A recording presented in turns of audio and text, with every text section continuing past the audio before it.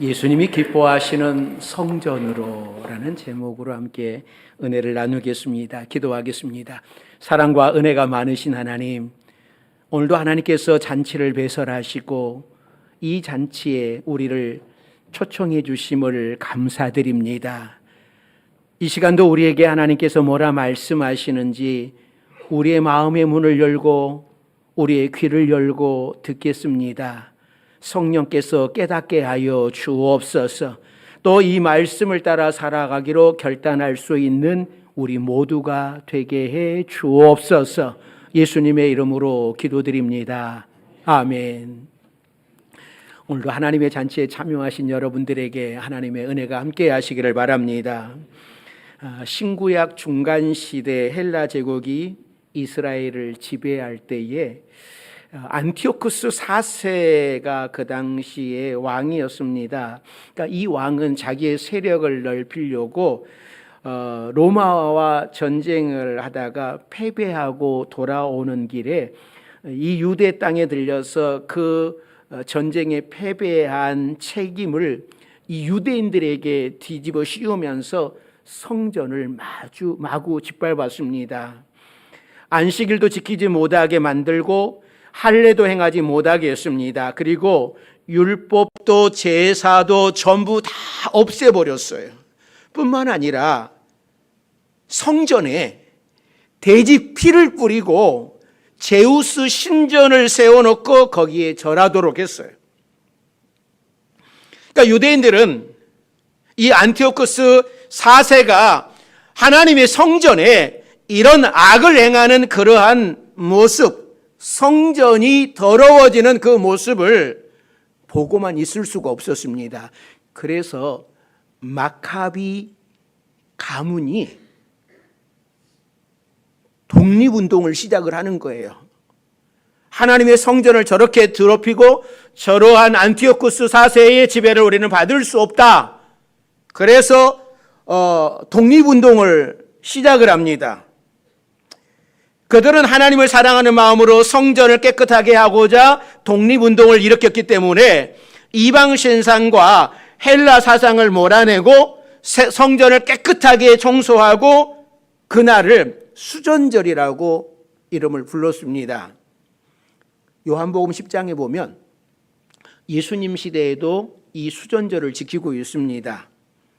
그러니까 유대인들이 이렇게 독립을 했으면 그 기간이 오래 지속되었으면 좋겠지만 이 독립한 지가 한 100년 정도 유지하다가 이 유대가 다시금 로마의 수중에 들어가고 말았습니다.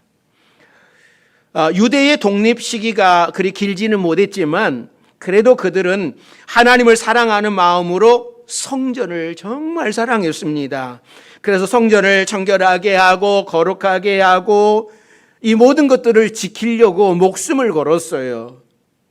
그러나 세월이 조금씩 흐르면서 그들의 마음은 다 사라졌고 예수님의 시대의 성전은 이방 신상으로 더럽혀진 것이 아니라 사람들의 장사 속으로 얼룩지고 말았습니다.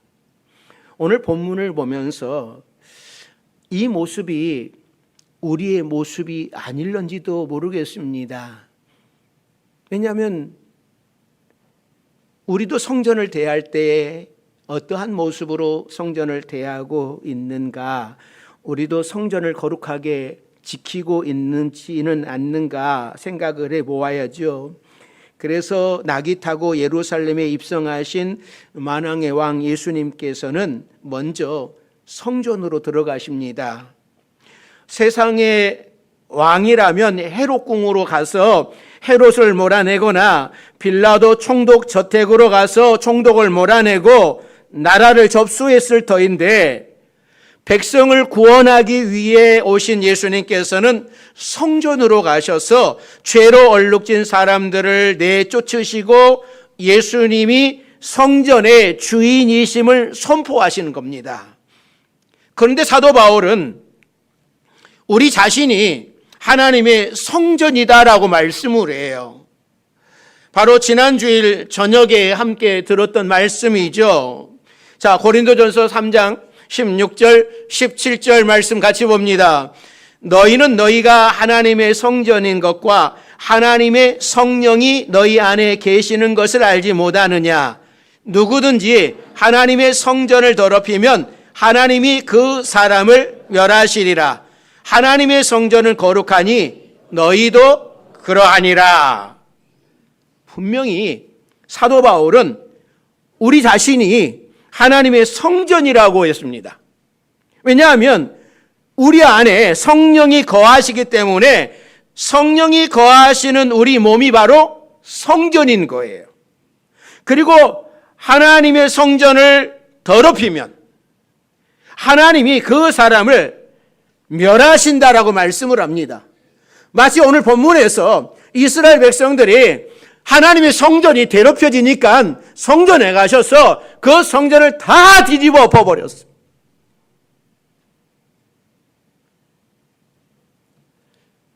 그러면서 하시는 말씀이 너희도 성전이 하나님의 성전이니 너희도 거룩해야 된다라고 말씀을 합니다.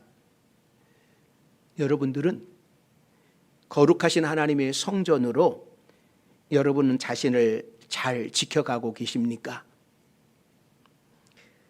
내 몸이 예수님이 기뻐하시는 성전이 되기 위해서 우리는 어떻게 해야 될까요? 오늘 본문에 우리에게 말씀을 합니다. 첫째는 먼저 내 죄를 둘러 엎어야 된다라고 말씀을 합니다. 예수님께서 성전에서 매매하는 사람들을 다 둘러 엎으신 것은 성전이 거룩하지 못하기 때문입니다. 만일 예수님께서 지금 이 시간에 우리 교회에 오신다면 어떻게 하실까요? 혹시 설교하는 이 강단을 뒤집어 엎으시고 찬양대를 다 쫓아내지는 않으실까? 우리가 예배드리는 모습을 보고 예수님이 노하시지는 않으실까? 여러분, 예수님 앞에서 거룩한 모습으로 이 자리에 오셨습니까? 잘 준비된 마음으로 하나님 앞에 오셨습니까? 혹시 예수님께서 거룩하지 못한 우리의 모습을 보고 예배드릴 자격이 없다라고 책망하시지는 않으실까? 정말 하나님이 받으시기에 합당한 예배가 드려지고 있는지 내 자신과 우리 교회를 먼저 둘러보아야 됩니다. 처음 모세가 하나님께 받은 성막은 성전 문을 딱 열면은 제일 먼저 보여지는 것이 이 물두멍 번제단이었습니다. 그러나 예수님 당시 헤롯이 건립한 예루살렘 성전은 어마어마하게 웅장한 곳으로 바뀌었습니다. 그러니까 성전에는 여러 군데의 뜰이 있었는데 성전 문을 열고 들어가면 제일 먼저 나오는 것이 이방인의 뜰이라고 하는 곳입니다. 그러니까 이방인의 뜰이라고 하는 것은 이방인들도 거기 이방인의 뜰까지는 다 들어올 수 있는 곳이에요. 그러니까 장사하는 사람들이 있었던 곳은 다른 곳이 아니라 이 이방인의 뜰이었을 거예요. 그나마 성전에서 가장 덜 신성한 곳이니까 또 넓은 장소였기 때문에 장사하는 장소로 자연스럽게 사용이 되었겠지요. 그런데 거기서 무엇을 팔아요? 양이라든지 소라든지 비둘기라든지 이런 재물들을 팔았습니다. 그러니까 제사 드릴 재물을 다들 집에서 자기가 키우던 이 양을 소라 이런 것들을 가지고 와야 되는데 뭐 가까이에서 오는 사람들은 별 문제가 안 됩니다. 그런데 멀리서 저 갈릴리에서 온 사람들이 그 먼 길을 오면서 어떻게 양이나 소를 끌고 올 수 있겠습니까? 또 흠 없는 곳으로 들여야 되는데 끌고 오다가 얘가 혹시 다치면 또 이거 어떻게 해요? 그런데 돈을 가지고 와서 여기서 사면 편안하지 않겠습니까? 그렇기 때문에 성전에서 제물을 파는 것은 어떤 면에서 제사 드리는 사람들을 위한 서비스였어요. 또 성전에서는 돈을 바꿔주는 사람들이 있었습니다. 환전해주는 사람들이 있었습니다. 당시 로마 제국이 지배하던 세상이었기 때문에 로마 화폐가 통용이 되고 있었어요. 그러나 성전세를 낼 때에는 로마 동전을 사용할 수 없었습니다. 로마 동전에는 이 황제의 얼굴이 조각되어져 있었기 때문에 유대인들의 신앙에서 용납될 수 없는 우상 숭배가 돼요. 그래서 로마 돈밖에 없는 사람은 유대의 동전으로 환전을 해서 성전세를 내야만 했습니다. 그러므로 돈 바꾸어 주는 것도 매우 필요한 서비스가 아닐 수 없었어요.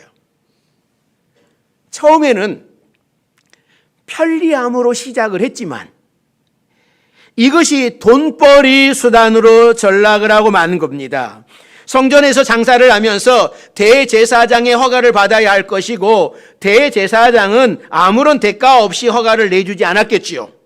물론 대제사장이 그 이권을 모두 관리할 수는 없었을 테니까 중간에 관리자들도 많았을 것이고 이 이권을 얻고자 쟁탈전도 숱하게 벌어졌을 것이고 거기에 조직 폭력배들도 활개를 쳤을 것이고 또 부정과 비리가 얼마나 많았겠습니까?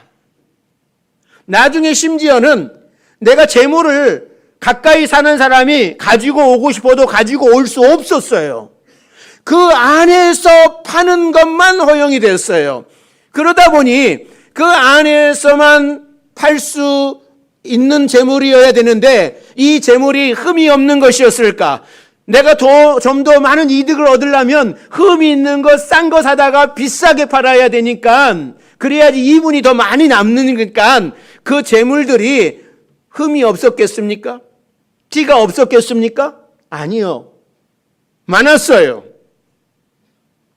그러한 것들이 지금 행해지고 있는 거예요. 예수님이 예루살렘에 올라가셔서 성전에 올라가셔서 그래서 지금 이 모든 장사판들을 다 뒤집어 엎어버린 거예요. 그 지경까지 갈 수밖에 없었어요. 여러분, 편리한 것이 항상 좋은 것만은 아닙니다. 성경책 안 들고 다니고 핸드폰만 딱 들고 다니는 것 얼마나 편합니까? 그러나 예수 믿는 사람은 성경책 들고 다니면서 나 예수 믿는 사람이라고 나타내기도 하고 그러는 거예요. 편리함이 늘 좋은 것만은 아니에요. 미리부터 재물을 준비해오는 그 마음, 하나님께서 그 마음을 보시는데 멀리서 끌고 오기 귀찮다고 가까운 데서 해결하다고 하니 점차 이런 일들이 벌어지고 말았습니다. 거룩함을 잃고 말았습니다. 예수님은 이들이 성전을 강도의 소굴로 만들었다고 하십니다. 거룩한 교회가 강도의 소굴이 된다라고 하는 것이 얼마나 비참한 일입니까? 그러나 우리에게도 이런 일이 없다라고 말할 수는 없는 거예요. 내 안에 더러운 것들로 가득 차 있는데, 돈이 우상이 되어져 있는데, 세상을 너무나 사랑하고 음란하고 더러운 생각들로 가득 차 있는데 겉모습만 거룩한 척. 주님 앞에 나와 기도하면 하나님께서 응답하실 수가 있겠습니까? 이렇게 더러운 성전인 내 몸을 주님이 둘러 엎으시기 전에 내가 먼저 둘러 엎어야 되는 거예요. 죄를 다 쏟아내놓고 주님 앞에 내가 주님의 성전인데 잘못 사용했습니다. 성령이 내 안에 계시는데 내가 주님께 쓰임받지 않고 내 마음대로 사용하였습니다라고 회개하는 역사가 일어나야 되는 거예요.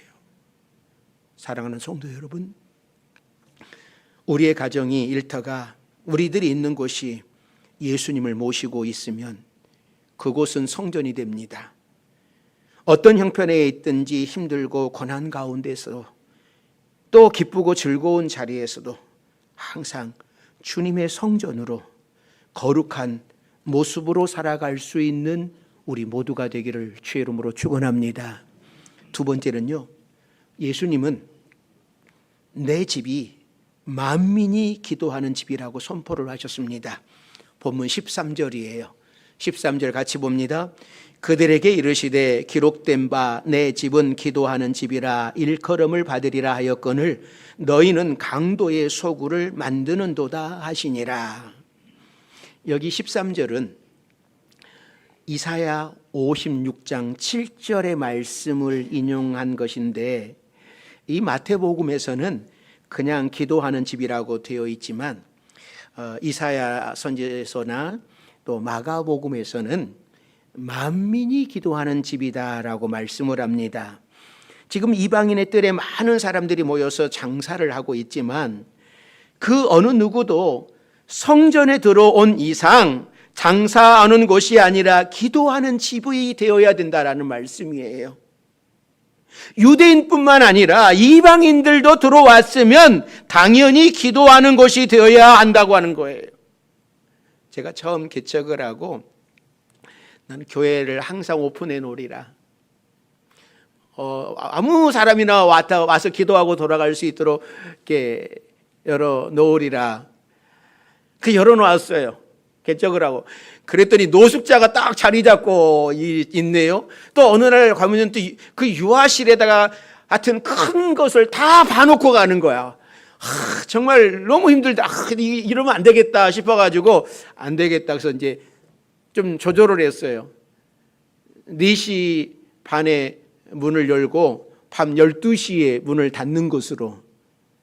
여러분 그렇게 몇 년간을 했잖아요. 그러니까는 저 잠시간이 부족한 거예요. 제가 문단속 다 해야 되고 다 그러니까는. 그래서 모든 사람들이 음악 다 틀어놓고 항상 수시로. 지금도 우리 교회가 그렇습니다. 지하 비전홀은 새벽 예배에서부터 문 열어놔요.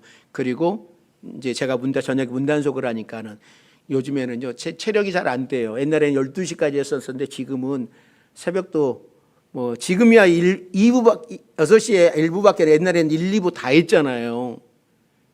그러니까 지금은 9시 반에 문 열고 이제 새벽에 문 열면 저녁 9시 반까지는 그냥 프리하게. 그래서 새벽에는 성도들이 와서 기도하고 또 낮에도 수시로 우리 성도들이 와서 기도하고 밤에도 우리 성도들이 또 타교인들이 와서 낮에도 밤에도 항상 기도합니다. 교회는 기도하는 교회여야 되고요. 성도는 기도하는 성도여야 돼요. 예수님께서는 성전에서 기도하는 소리를 들으시고 싶어 하십니다. 그런데 그 당시 성전에서는 기도하는 소리가 아니라 장사하는 소리, 제사할 짐승을 놓고 흥정하는 소리, 돈 바꾸는 동전 소리, 서로 싸우는 소리가 들렸어요. 우리 교회는 기도하는 소리가 끊이지 않는 교회가 되어야 됩니다.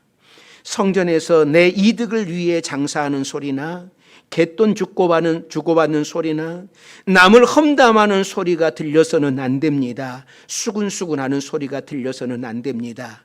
교회는 만민이 기도하는 곳입니다. 그 어느 누구나 들어와서 기도하고 예수님 때문에 마음의 쉼을 얻고 가는 곳이에요. 교회를 교회답게 만드는 일은 기도하는 길밖에 없습니다. 교회 안에 기도하는 소리가 그치지 않고 기도로 가득 찰 때에 우리 주님이 기뻐하시는 교회가 됩니다. 그러나 교회의 기도 소리가 그칠 때에 주님은 노하십니다. 교회가 기도를 시작하면 능력이 나타나기 시작을 합니다. 교회 안에 기도 소리로 가득 찰 때에 하나님의 역사가 일어나는 것이고, 그러므로 우리 교회에 기도 소리가 날마다 넘치기를 주의 이름으로 축원합니다. 예수님은 성전을 기도하는 집으로 선포하신 후에 맹인과 저는 자들을 고쳐주셨습니다. 14절이죠. 14절 말씀 같이 봅니다. 맹인과 전언자들이 성전에서 예수께 나오매 거쳐주시니. 이 말씀이 의미가 있는 말씀이에요. 이것을 고쳐주심으로 내가 바로 메시아다라고 선포하고 있는 거예요. 왜냐하면 이사야 선지자는 메시아가 이 땅에 오시면 못 보게 되는 자가 보게 되고 저는 자들이 걷게 되리라 라고 예언을 한 겁니다. 그런데 이 바리새인들과 서기관들은 예수님의 사역을 보면서도 깨닫지 못했어요. 그동안 예수님을 잡아들일 궁리만 하고 있고 자신들의 권리가 침해당한다고 생각을 하고 있었기 때문에 예수님께서 아무리 메시아의 사역을 하셔도 보여주셔도 영의 눈이 감겨진 그들에게는 예수님께서 하시는 하나님의 역사가 보여지지가 않는 거예요. 우리도 마찬가지입니다. 아무리 하나님께서 우리에게 말씀하시고자 하는 일이 있어도 우리의 눈이 감기고 우리의 귀가 딱 닫혀 있으면 보지도 못하고 듣지도 못합니다. 그러므로 영적으로 깨어있는 자만이 하나님의 사인을 볼 수 있고 들을 수 있습니다. 내 자신의 문제만 파묻혀가지고 한번 쳐다볼 여유가 없는 사람은 이 세상에서 나만 어려운 줄 알아요. 나만 힘든 줄 알아요. 나만 고통당하는 줄 알아요. 내 주변에 어떤 사람이 상처를 받고 있는지, 누구를 위로해 줘야 되는지 도대체 들어오지도 않아요. 그러므로 우리 성도들은 내 문제만 가지고 씨름하지 말고 하나님 앞에서 더 넓은 영적인 눈을 달라고 기도해야 됩니다. 그래야만 내가 위로해 줘야 할 사람이 눈에 들어옵니다. 내 눈을 감고 내 귀를 닫고 있으면 아무것도 보여지지 않고 아무것도 들려지지 않습니다. 내 문제만 가장 큰 것 같고 나만 고통당하는 것 같습니다. 그러나 눈을 열어 내 주위를 바라보십시오. 우리에게 해야 할 일들이 많아요. 예수님의 마음을 갖고 기도하며 하나님을 기쁘시게 해드리는 여러분들이 되기를 주의 이름으로 축원합니다. 세 번째는요, 예수님은 찬양을 기뻐하신다라고 말씀을 해요. 자, 15절, 16절 말씀입니다. 같이 읽습니다. 대제사장들과 서기관들이 예수께서 하시는 이상한 일과 또 성전에서 소리질러 호산나 다윗의 자손이여 하는 어린이들을 보고 노하여 예수께 말하되 그들이 하는 말을 듣느냐. 예수께서 이르시되 그렇다. 어린 아기와 젖먹이들의 입에서 나오는 찬미를 온전하게 하셨나이다 함을 너희가 읽어본 일이 없느냐 하시고. 교회는요, 찬양하는 소리가 늘 울려 퍼져야 됩니다. 그러니까 대제사장들과 서기관들은 어린 아이들이 예수님을 찬양하는 것이 싫었어요. 예수라고 하는 청년이 메시아인 양 다윗의 자손이여 하면서 떠드는 소리를 듣고 노했습니다. 그러나 예수님은 그들의 찬양을 기뻐 받으셨어요. 16절에 어린 아기와 젖먹이들의 입에서 나오는 찬미를 온전하게 하셨다라고 말씀을 합니다. 우리가 드리는 찬양이 입술에서 끝난다면 하나님이 받지 않으실 겁니다. 그러나 진심으로 온 마음을 다해 드리는 찬양은 예수님께서 받으시고 온전하게 하십니다. 우리가 드리는 찬양이 예수님의 손에 온전하게 되도록 찬양을 늘 드릴 수 있는 여러분들이 되시기를 바랍니다. 하나님은요, 찬양을 좋아합니다. 그래서 우리 교회에도 찬양을 많이 해요. 예배에서 전서부터 우리가 찬양으로, 저녁 예배도 그러잖아요. 찬양으로 하고 찬양으로 끝나고, 거기에 또 제 설교까지 또 길어지면 예배 시간이 길어져요. 여러분, 하나님을 예배하는 시간이 좀 길어지면 어떻습니까? 피조물이 하나님을 찬양하는데. 그래서 여러분 예배 시간이 좀 길어져도 기쁘게 찬양하십시오. 시간을 봐가면서 지금 52분인데 목사님 설교 다 끝날까? 예배가 12시 전에 끝날까? 여러분 그러지 마십시오. 우리 교회가 찬양을 많이 하는 교회였으면 좋겠어요. 여러분이 교회에서뿐만 아니라 삶 속에도 찬양을 많이 하시기를 바랍니다. 이 예수님께서 성전을 깨끗하게 하신 내용은 사복음서 마태, 마가, 누가, 요한 이 사복음서에 다 기록이 되어져요. 그만큼 이 사건이 중요하다라고 하는 것이죠. 그러니까 예수님은 찬양과 기도로 가득 차야 할 성전이 그렇게 죄로 더러워지는 것을 보실 수가 없었던 거예요.